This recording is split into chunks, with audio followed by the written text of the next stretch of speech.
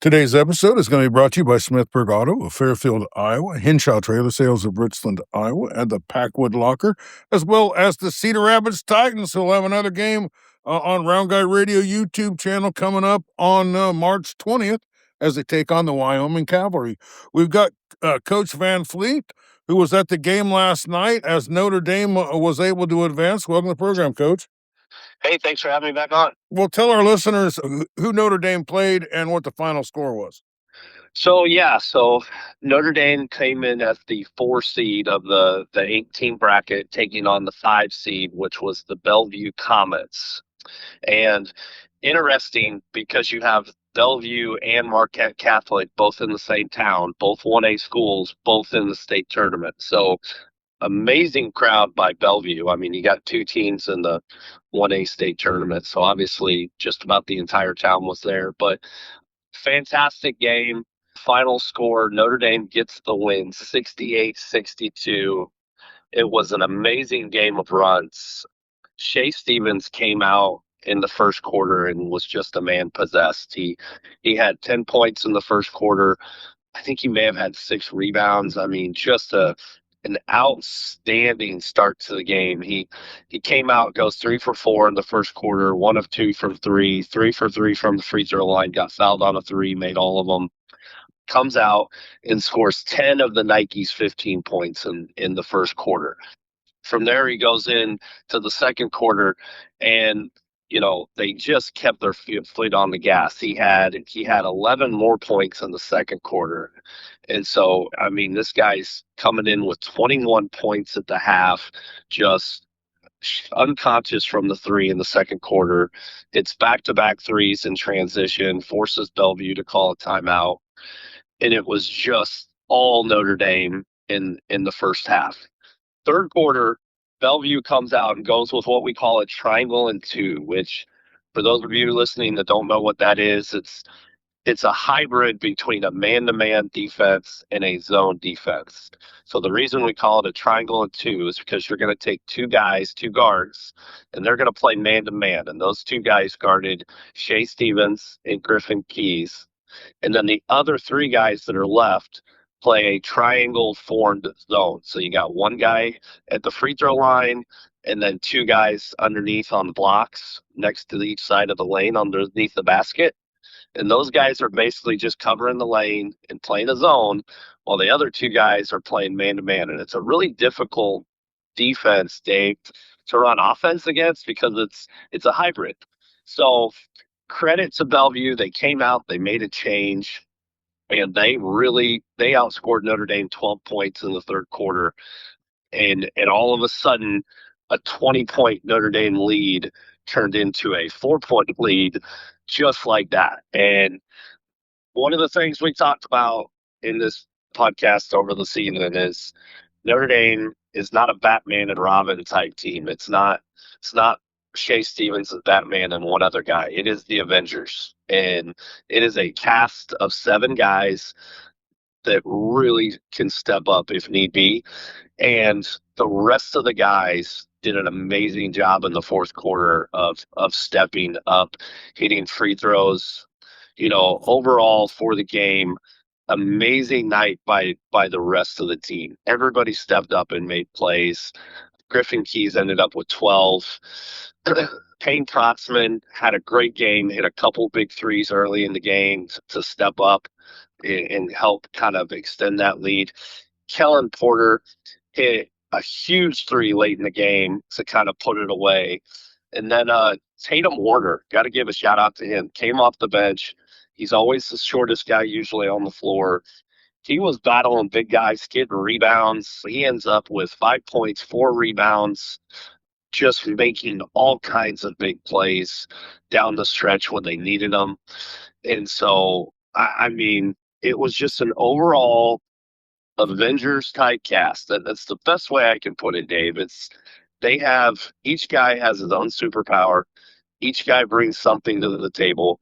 And all the text messages I was getting in the third quarter from coaches and people that are watching it on TV is like, what does Notre Dame have to do? And I'm like, the role guys got to step up. I mean, they're going to, at some point, find a way to try to slow down Shea. And they did. He only scored 5 points in the second half, but the rest of the guys needed to step up. And if you're going to compete for a state championship, it can't be a one-man show. You got to have 6, 7 guys every night that are going to come ready to play. And at the end of the night, Notre Dame 17 of 22 from the free throw line, which is amazing, 77%, and shot 41% from the three, went 9 of 22, and shot 42% from the field. Turnovers were a little sketchy. They had 16 turnovers. I'm sure that's something that Coach Keys isn't going to be too excited about, but you got to give credit to Bellevue in the pressure defensively that they put on Notre Dame late in the game. Well, let me ask you first. My first question here is just about halftime adjustments. It just seems to be a factor in every game that I see in high school basketball or in basketball in general. Why is that? Like you said, you talked about they had to figure out some way to slow down Shea Stevens. It was an unquestionable need. But talk about what halftime adjustments they made and what difference it made in this game. You already alluded to quite a bit of it, but I just want to talk about the importance of these halftime adjustments. Well, and you got to do something. I mean, obviously, you look at Shea at halftime, and he's got 21 points, and so Bellevue, to make it to the state tournament, you've got quality coaching. There's nobody coming into this tournament that doesn't have good feel for the game. And again, we talked about the triangle and two, but the other thing that Bellevue did was the coach would pat his chest twice and then he would call out a number. So it was like chest 2 or chest 3, and basically what that was is he was signaling to a full court type press situation. And a full court press sounds good in theory. The problem with pressing Notre Dame, especially at the state tournament, is that a normal high school court is 84 feet long. But at the state tournament, they're playing on a college floor, which is 94 feet long. So you've got 10 feet longer. You've got a bigger floor, which means Notre Dame can space out more. And I know 10 feet doesn't seem like a big deal, but when you're trying to contain Shea Stevens, a 6'4" guard with elite size, speed, and ball handling ability, they had a really hard time trapping him. And even if they did, then somebody else was open. So Notre Dame did a really good job of spacing the floor and creating that opportunity, which, was why I gave them the benefit of, made them the favorite in that game yesterday. And I think they're going to be the favorite on Thursday, because I think that they're so hard to guard in the open floor. And when you have the best point guard on the floor, you have the best chance to win the game. And there's not a team in the state of Iowa, I don't care what class, that is going to have a better point guard than Shea Stevens. Nobody has a 6'4" point guard with Shea Stevens' speed and athletic ability. And, I think that's their adjustment. The triangle and 2 was great, and then they tried to press. But those 2 adjustments, while they worked, Notre Dame had built a 20-point lead. And when you have a 20-point lead, that makes up for some of the mistakes that they had in the third and the fourth. And so that's credit to Bellevue. They made the right adjustment. I'm definitely not criticizing the adjustment that they made, because they cut a 20-point game down to 4 in less than 10 minutes. It was just too much of a deficit to overcome with a good team like Notre Dame. All right, well, let's talk about the first half, pretty much a Shea Stevens show. But the second half, my big thing I saw was Shea Stevens, the distributor. You know what I mean? He seemed to know what his other players could do. And the second half, it's like that's where it was everybody but Shea Stevens, except for Shea Stevens was still the orchestrator of all the plays. And he definitely, man, that guy knows how to find a guy that's open better than almost anyone I've ever seen. Talk about, the people who weren't Shea Stevens that really stepped up and made a big difference in that second half. Yeah, I mean, Shea had 4 assists in the second half. 3 of those were in the third quarter, and then Bellevue was really making their run. And the reason Shea is a really good facilitator, like you said, is because they're normally putting 2 to 3 guys on him. So straight mathematics, if you've got 2 or 3 guys guarding you, that means 1 or 2 guys have to be open somewhere on the floor. And Shea was able to find them. Now, again, guys like LJ Harris, Tatum Warner, Eli Olsen, Payne Protzman, Garrison Reed, Kellen Porter, all those guys were able to step up and just when Shea would get covered in the half court, somebody would dive to the basket, and that would lead to an easy layup or a foul. I got to be honest, it was one of the most foul oriented games I had seen in quite some time. It was, I mean, there was over 40 fouls called in this game. 19 per Bellevue, 22 against Notre Dame. So when you have over 40 fouls, that a lot of guys, were in foul trouble. At one point, Notre Dame had, I think, 4 of the 5 guys on the floor with 3 fouls, and everybody was starting to get a little nervous. But again, the second half, guys stepped up, made plays, made their free throws, and then forced Bellevue to hit some shots that they just couldn't hit down the stretch. And it's going to take them all the way to the Final Four. Well, and they are in the Final Four. Well, I do want to ask you a little bit about the refereeing. I didn't know how many fouls that they called or anything. I did know that there was a lot of. It was pretty physical, and it was the fastest place game. And in fact, I hadn't seen any kind of a game that was on this level. I guess when I watch Pella, I kind of see basketball at that level, but both teams being able to play at that deal. So talk a little bit about the refereeing and maybe why there were so many fouls, and did we get a good crew there? Yeah, so when you get to the state tournament, they do it a little different. One, you're obviously seeing officials that you've never seen before. Now, these are graded, as the top officials in the state. However, they're seeing these kids for the first time. They're dealing with these coaches for the first time. And a lot of times these officials are working different crews for the first time. So it's not always your 3-man crew that you've been working with all year. Sometimes they mix and match. And so it takes a while. Right in the beginning of the game, they called 2 quick fouls on Bellevue that I thought were kind of hand checky question, that they were like, okay, they're going to call this tight. And then after that, I think it was like 9-1 after that against Notre Dame, and they were just calling everything. Neither team really adjusted. They were just going to keep playing their physical style of basketball and forcing the officials to make the call. And it's like holding in football. You could call holding every single time the ball is snapped in a football game. It's just, is it egregious enough to throw the flag? And it's the same way with fouls in high school basketball. Every single play, a foul is committed by the letter of the law. It's just a matter of, is it egregious enough that I feel the need to blow the whistle? And, I obviously, anytime there's a lot of fouls, I think that's an advantage to Notre Dame, because I think Notre Dame was one of the deepest teams in 1A. And, when you can put in Tatum Warner and Kellen Porter, you're not really losing anything. They bring their own superpower to the table. It might be a different superpower, but it's something different. So I think that if it's a tightly called game with a lot of fouls, that helps. That doesn't hurt Notre Dame at all. And if they're not going to call it, they're going to let it be physical. That Notre Dame could play that way too. So they're sitting in a good spot right now. They had a good draw. They're not going to see anybody the rest of the way that has size like Bellevue did with Keyshawn Deshaw. He was probably 6'6", very physical, good body, liked to get post up with his back to the basket.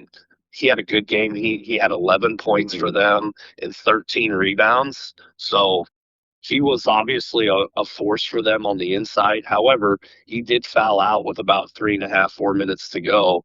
And that was a huge call down the stretch for them to lose their big guy. And that allowed Notre Dame to kind of, keep that lead and finish them off at the end. Yeah, he was he's a heck of a player. I just have two questions left for you. One is about the rebounding. I thought Bellevue got the better of him on the rebounding in the second half, anyway.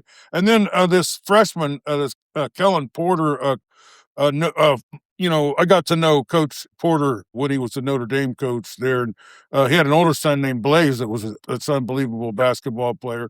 But I thought this young man, for a freshman, I think he's our all freshman team round guy. I thought he made huge contributions to that win.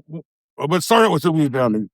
Yeah, let's start off with the rebounding. So normally when you look at a stat sheet, your defensive rebounds are usually about twice as many as your offensive rebounds. So if you have 30 rebounds in a game, let's say, you should have about 20 defensive and 10 offensive if you're doing okay. Bellevue had 38 rebounds last night, 20 defensive, 18 offensive. It was almost 50-50, which means you're giving them 18 second chance opportunities, which, Notre Dame only got 50 shots off. Bellevue got 58 shots off. So those 18 offensive rebounds ended up being a really big factor in that comeback in the second half. And it was something that Notre Dame really struggled with, was keeping Bellevue off the offensive glass. And it wasn't just Shaw. It was their whole, they were rebounding as a committee. And they weren't a great 3-point shooting team. They went 5 of 19 from the field. They only shot 32% from the field. They just crashed everybody. They crashed 5 guys, and Notre Dame struggled with that. To your second point on Kellen Porter, we've said this before. If Kellen was on any other team in the Super Conference South, he not only probably would have been a first team all guy, because he'd have been starting. He'd probably been averaging 14, 15 points a game. But he would be a top 2 option on any other team in the league, and I fully believe that. Even the other top 2 teams, Meepo, great team, a lot of seniors. I still think Kellen Porter would have worked his way into that and helped even a team like that. Central League could have, you put him on a Central League team with Will Hayes and the Swamp Boys and Morrison, and would have just been a game changer. Notre Dame just has so many weapons that he's okay coming off the bench as a freshman. And he disrupted. He did a great job rebounding the ball. He got his hands on balls. When you look at the stat sheet, 7 points, 1 rebound, but he had 2 blocks, 2 huge blocks. He gave them 4 fouls. And, you say, well, that foul, isn't that a bad thing? Not necessarily. He plays good defense. If he can give you 4 fouls and 7 points in 20 minutes of hard action, that's great. And the beauty of athletic freshmen, and I had this with Xavier Williams, who played for me at Notre Dame and went on to play football at Northern Iowa. He started for us as a freshman back in 2012. And my thing to Xavier was, you got older guys that are going to run the offense and lead the defense. I just go out and play your butt off. Just go out and be the best athlete on the floor. And he is. Outside of Shea, of course, but he's an amazing high jumper. He's probably going to be a state high jumper, as a freshman this year. Starting quarterback for Joe Bowman's football team at West Burlington, Notre Dame, as a freshman. So he can handle contact. He can handle the pressure. He's going to be a guy that this experience this week is really going to help catapult him to star status the next 3 years at Notre Dame. Well, we have a award here, kind of a Father of the Year thing for parents that put out, or for fathers that put out multiple good athletes, and we're going to have to add Coach Porter to that. Small schools need big families and brothers to do well. Now I'm gonna throw this out, because again, I'm a former SEC Blackhawk. Mom was a hell of an athlete too in her right. She was a heck of a volleyball player back in the day. So she was played for us at SEC. So, you can't give dad all the athletic credit. Dad's a hell of an athlete, but don't count moms out either, man. Mom did a heck of a job too. Well, I assume that the mom's role was kind of didn't even need to be spoken. It was obviously included in the deal. But I mean, we want to celebrate. I've never seen a kid really super excelling and not seen a mom and a dad in the stands that are, supporting them. And, you know, that's kind of the deal in life. The better, more stable families are going to produce the better athletes and the better students. And we really celebrate all the people that do that. And I appreciate you including the moms there. I probably should have said Yeah. it. And that's the other thing about the state tournament, especially when it comes to 1A and 2A, is these small towns just come out in groves. And not only that, I mean, I saw Coach Swan there yesterday from Central Lee. Corey O'Brien, my former assistant, was up at the game. Ryan Rump, who was the head boys basketball coach at Notre Dame before me when I took the job, he was also the athletic director at Notre Dame. He's now at Newton as the AD. He came over and was watching the game. So there were so many people from Southeast Iowa that came out to support Notre Dame, and that's all the parents, all the grandparents. Shout out to the IHSAA for letting the games be streamed for free. I think somebody finally listened to us, Dave, because you didn't have to pay to watch a ball game for the state tournament. So, I'm gonna give a little golf clap to the State Department for finally allowing that. So credit to them.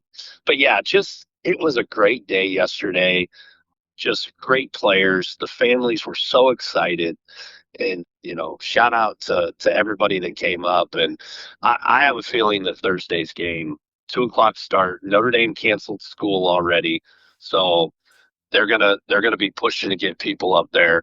And spring breaks for everybody in Southeast Iowa is next week. They're all on the same schedule.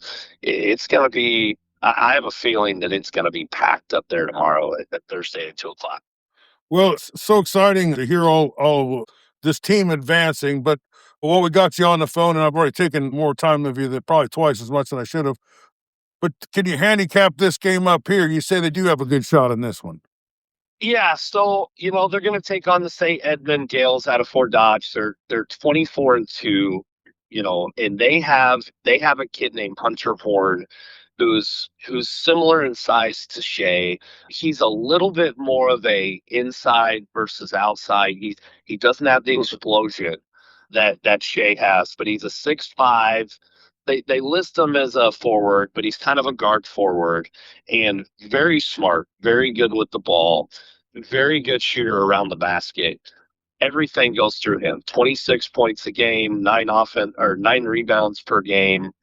He's gonna be the guy that they're gonna have to focus on. But this is an extremely good team. They're ranked number one in the state, so it's number one versus number four.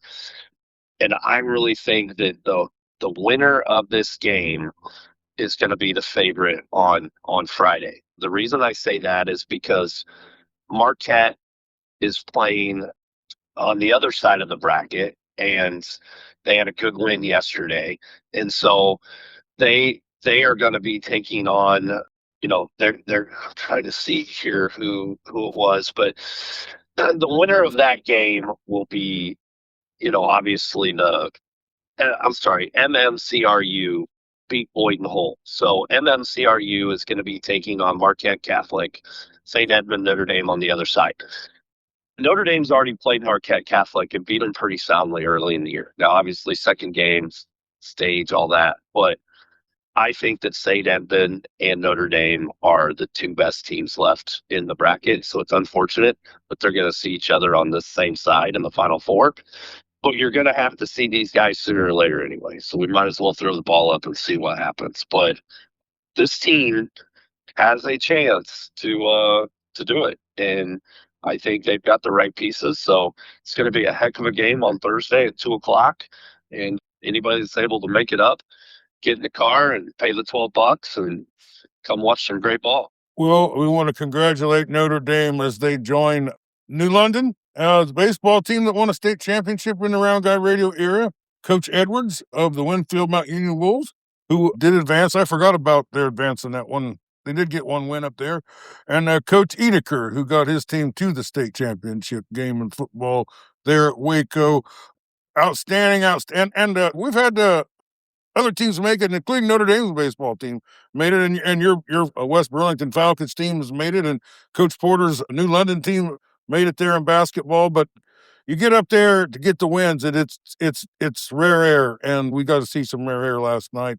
Thank you for joining us and for being up there. And we also got a couple quick announcements. We have an award called Contributor of the Year, and Coach Cody Van Fleet, you are the Contributor of the Year for Round Guy Radio. You were the most valuable tool we had in the tool chest during the baseball, basketball, and football season. So thank you for that. And two, just to let everybody know, we're not be doing a podcast as it is anymore. We're going to be all YouTube, and that's going to start with the baseball season. And you can check out another episode of the Cedar Rapids Titans as they take on the Wyoming Cavalry Friday, March 20th on YouTube Live. Staggered off the air fairly well tonight, or as I usually do. Thanks, Cody, for being with us. Is there anything else you want to say before we let you go?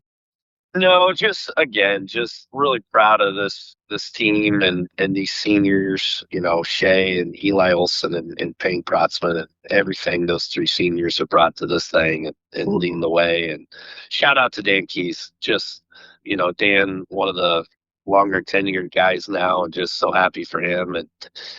And Gavin is his assistant coach's son, and Griff and everybody. So, and Mike Kelker. Mike Kelker has seen the ball, man. The other assistant was part of the state team with Jess Settles and Clay and all those guys. So, have a guy like him too on the staff. Shout out to those guys, and good luck the rest of the way. All right. Well, keep you up on this game too. Thanks for being with us.